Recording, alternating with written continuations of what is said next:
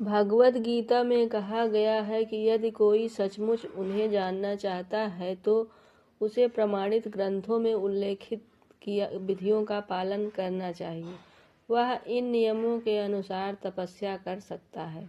उदाहरणार्थ, कठिन तपस्या के हेतु वह कृष्ण जन्माष्टमी को, जो कृष्ण का अभिभर्व दिवस है, तथा मास की दोनों एकादशी को उपवास कर सकता है।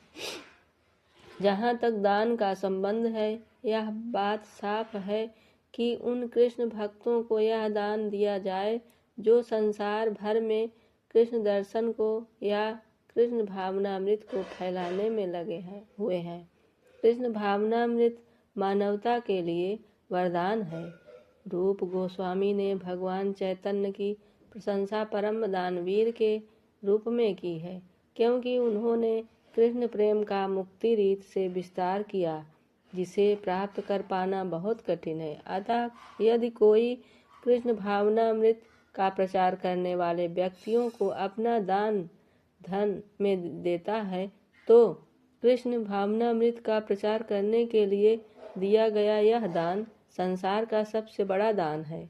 और यदि कोई मंदिर में जाकर विधि पूर्वक पूजा करता है, भारत के मंदिरों में सदा कोई न कोई मूर्ति, सामान्यतः विष्णु या कृष्ण की मूर्ति रहती है, तो यह भगवान की पूजा करने के लिए तथा उन्हें सम्मान प्रदान करके उन्नति करने का अवसर होता है।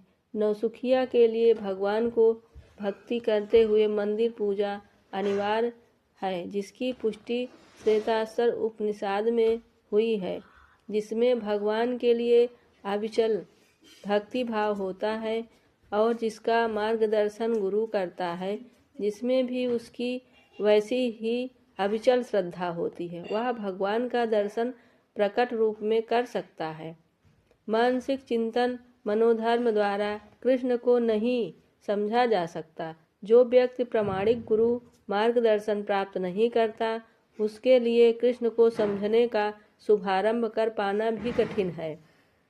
यहाँ पर तू शब्द का प्रयोग विशेष रूप से यह सूचित करने के लिए हुआ है कि कोई अन्य विधि न तो बताई जा सकती है, न प्रयुक्त की जा सकती है, न ही कृष्ण को समझने में सफल हो सकती है। कृष्ण के चतुर्भुज तथा द्विभुज साक्षात रूप अर्जुन को दिखाए गए क्षणिक विश्व रूप से सर्वथा भिन्न है। नारायण का चतुर्भुज रूप तथा कृष्ण का द्विभुज रूप दोनों ही शाश्वत तथा दिव्य है, जबकि अर्जुन को दिखलाया गया विश्व रूप नाश्वर्य है।